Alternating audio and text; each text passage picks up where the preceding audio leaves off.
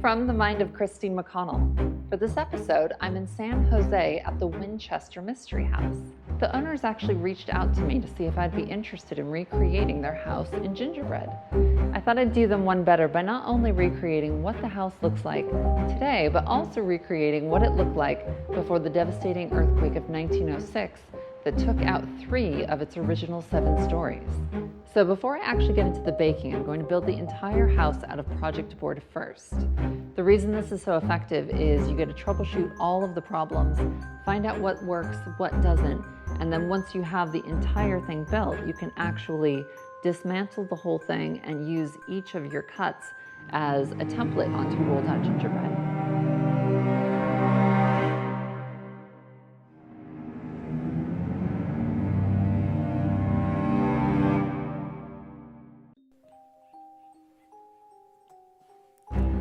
So there was an incredible amount of math that had to be done, which is not my strong suit. The scale of the house really needed to match what the house used to look like and what it currently looks like today. And there's only a handful of photographs of the house before the earthquake. And there's really none from the very front.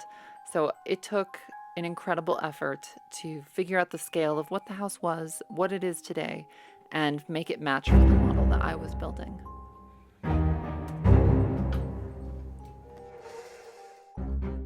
Now the fun part of making all of the gingerbread. Honestly, I think I must have made somewhere between 60 to 80 batches for this entire thing, which I would just make one at a time and, bunch up a little ball in some aluminum foil and store it in the fridge until I needed it.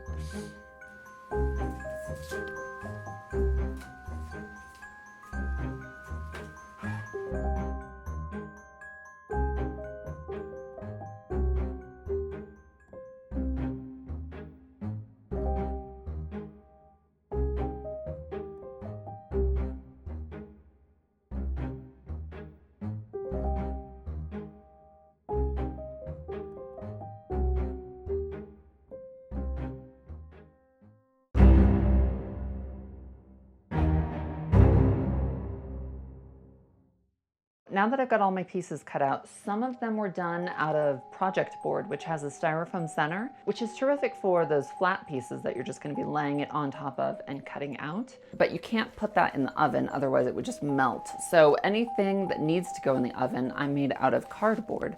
So the pieces that bend and curve that I'm just going to be laying the gingerbread on are made out of cardboard so they can be baked alongside of it and then popped out after the baking process.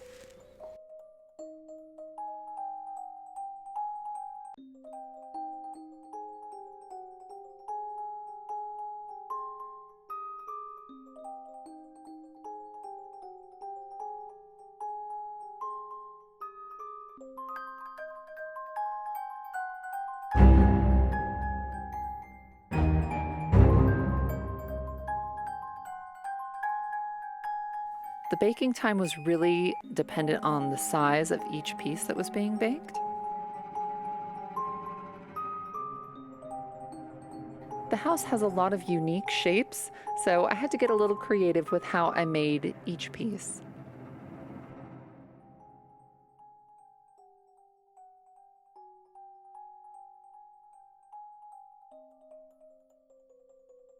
One of my favorite tips for doing windows inside gingerbread is boiling isomalt down, which is basically just candy glass, and gently pouring it into each of the cavities. But because the Winchester house wants this to be on display for several months, candy glass is not going to work. It's unpredictable. Humidity can change a lot of the things about it. So in this instance, I am going with a non-edible alternative, which is a casting epoxy. It's just basically a resin. It's a 2-part mix that you combine together. I'm using Coke cans that I've sort of taken a can opener to pop off the top. Mix them together, tinted them still with a food-safe dye, and poured them in. Honestly, the candy glass is so much easier. It takes 2 seconds. You boil it on the stove, you pour it in, it sets right then. It's shiny and glossy.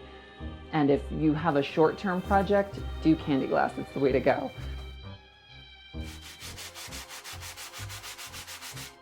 There's a big difference between gingerbread being made for a display piece and gingerbread being made for people to consume.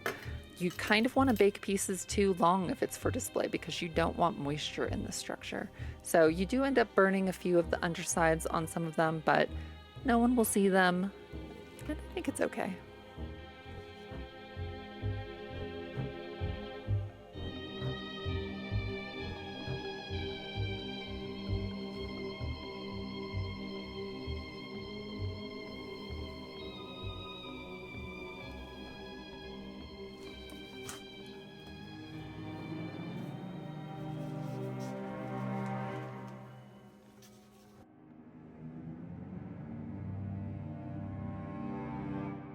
Royal icing is kind of your best friend when gluing pieces of gingerbread together, and I bet I made enough to fill a swimming pool on this project.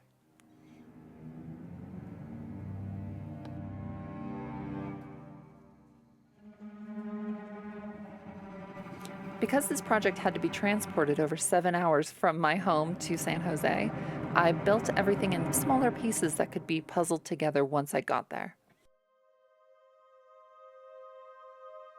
All right, so I've got all of my pieces up to the Winchester Mansion. Before I start fusing everything together, I'm going to be drilling a bunch of little holes sort of all throughout it, sort of like Swiss cheese, to weave those Christmas lights in to obviously add illumination throughout the entire thing. And then once that's done, I've got all the lights in all of the places I want to be seeing them. I can start fusing them together. And then once that's done, we get to do the fun part of decorating.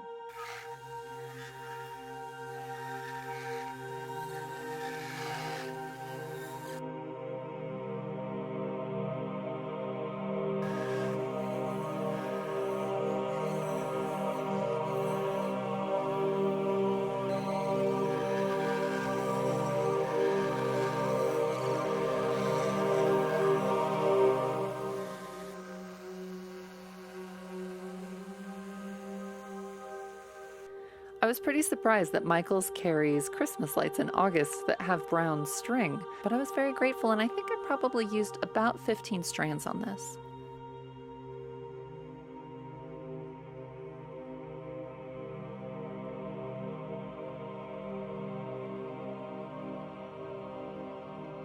Throughout the core of the center of this thing, I do have project board as support just because there is no way to put this kind of weight on just a cookie. So I used project board for that, and I pierced a bunch of holes underneath here and was able to puncture through a bunch of Christmas lights to kind of illuminate it. And then right here, I think I'll have a little seance going on with a crystal ball, and that's the purpose of that little light. So why don't you come around here and I'll show you a few more things that I'm up to. I'm about to start in the shingling process, and I just finished doing all of the sanding of the peaks. For all of these, I guess you'd call them extremities of the house, this is all solid gingerbread. There is no supports in there. And that also goes through all of this and up here. But for these first two floors here in the center, because the amount of weight that was going to be placed on this little area right here where there's an overhang and a porch, I did have to use project board to kind of, I guess, create like a base skeleton right in here, just because you couldn't put that amount of gingerbread on just a cookie and not have it sort of start to sag and fall apart. And this is going to be on display for hopefully a long time, so you don't want anything like that to happen.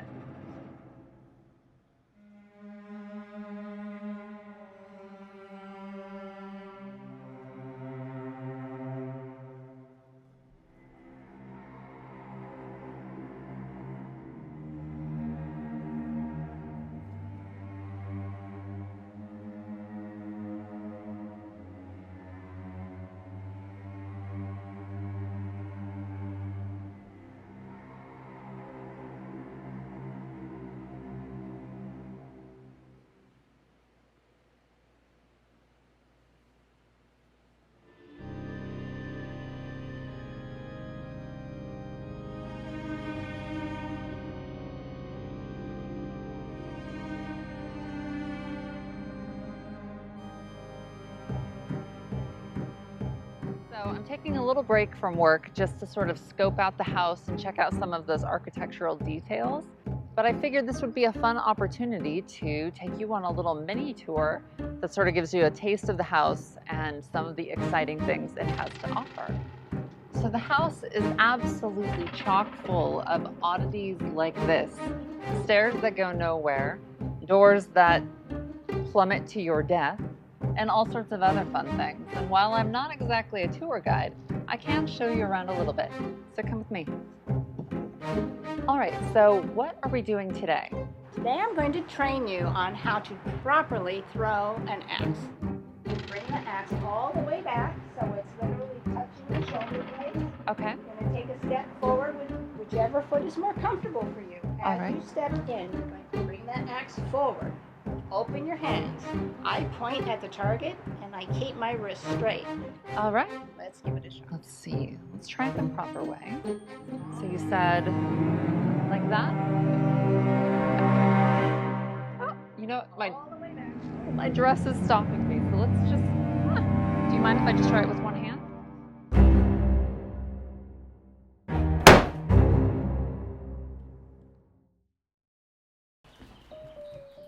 All right, so that's pretty much the limit of my knowledge of the interior of the house. If you want your own tour, they do that here at the house by people who actually know what they're talking about. So feel free to come visit. I think the website is winchestermysteryhouse.com. So check that out and let's get back to our project.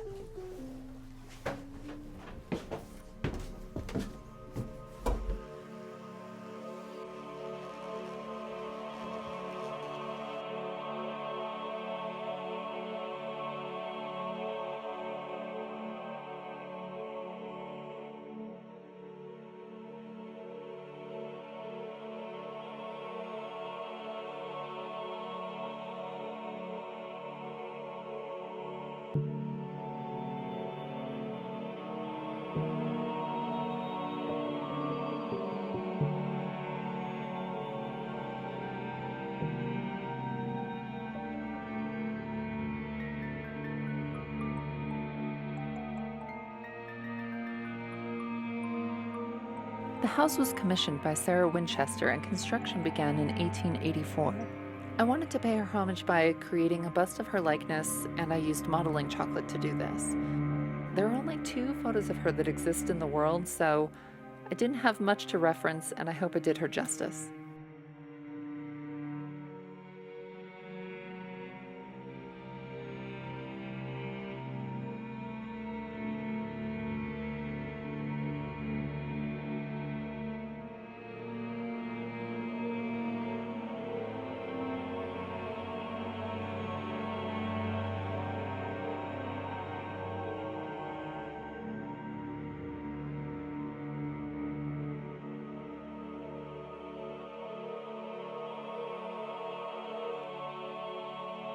Based on the architecture of the house, you could tell that Sarah really liked spiders, so I tried incorporating elements of that anywhere I could.